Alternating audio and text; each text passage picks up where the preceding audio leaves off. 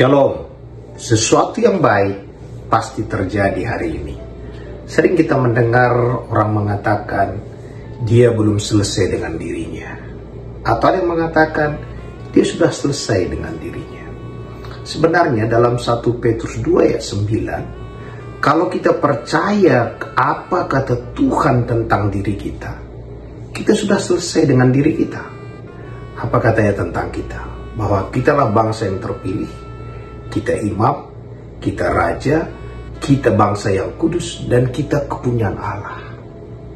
Jadi 5 posisi ini, siapa kita, Tuhan sudah katakan. Masalahnya kita tidak yakin kita sudah dipilih, sehingga kita masih ragu-ragu. Kita tidak yakin kita raja, sehingga kita menjadi budak. Kita tidak yakin kita imam, sehingga kita gak percaya doa kita dikabulkan Tuhan. Kita juga gak percaya bahwa kita kudus, sehingga kita pun tidak berani datang kepada Tuhan. Dan satu lagi, kita tidak percaya kita miliknya Tuhan. Maka kita tidak percaya Tuhan bertanggung jawab atas diri kita. Karena kelima hal yang Tuhan katakan tentang diri kita, kita tidak percaya. Maka kita tidak bisa pindah ke level selanjutnya. Level selanjutnya dikatakan, supaya kamu menceritakan perbuatan-perbuatan Allah yang besar. Tandanya kita sudah selesai dengan diri kita. Kita tidak cerita lagi tentang diri kita. Kita hanya menceritakan Allah saja. Tentang diri kita sudah selesai. Sehingga dalam buku Galatia dikatakan, namun aku hidup, tapi bukan lagi aku yang hidup, tapi Kristus yang hidup dalam diriku. Dikatakan ayat selanjutnya, aku telah mati. Jadi kalau kita sudah mati, menurut Tuhan, karena waktu kita terima Yesus, maka Yesus yang hidup, diri kita mati bersama dengan kematian Kristus. Maka tidak ada pilihan lain.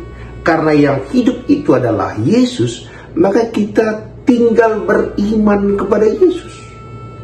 Jadi kenapa hari-hari kita menyedihkan? Kita merasa diri kita masih hidup. Dan kita jadi capek. Jadi 2 hal ini selalu ingatkan. Tentang diri kita di mata Tuhan sudah selesai. Karena itu dia tidak pernah lagi melihat diri kita. Dia melihat Yesus Kristus yang hidup itu. Maka kalau kita berdoa, selalu kita katakan dalam nama Yesus. Karena yang dilihat Allah adalah Yesus.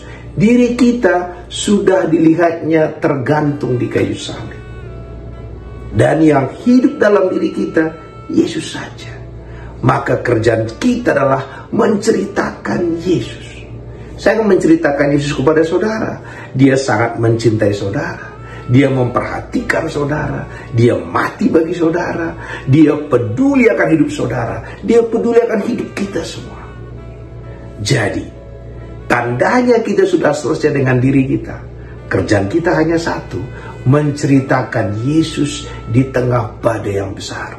Menceritakan Yesus di tengah berkat.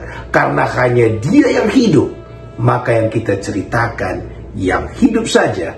Karena waktu kita terima Yesus, kita pun telah mati di kayu salib. Karena itu dikatakan, namun aku hidup, bukan lagi aku, tapi Kristuslah yang hidup. Dan karena Kristus bersama-sama dengan kita, tidak ada kegelapan yang terlalu gelap, karena ada terang Kristus yang menyinari. Tidak ada tantangan yang terlalu besar, karena Kristus lebih besar dari segala-galanya. Karena itu hari ini kita bisa beria-ria, kita bisa bersuka cita, bukan karena masalah kita selesai, bukan karena semua terang, tapi karena ada Kristus dalam diri kita. Dia lebih besar dari segala-galanya. Dia lebih indah dari segala-galanya. Dan dialah segala-galanya bagi kita. Terpuji nama Tuhan.